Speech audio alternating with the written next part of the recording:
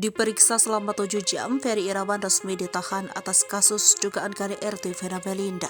Ferry Irawan ditahan di Rutan Polda Jawa selama 20 hari ke depan. Ia merupakan tersangka kasus dugaan kekerasan dalam rumah tangga terhadap Vena Melinda.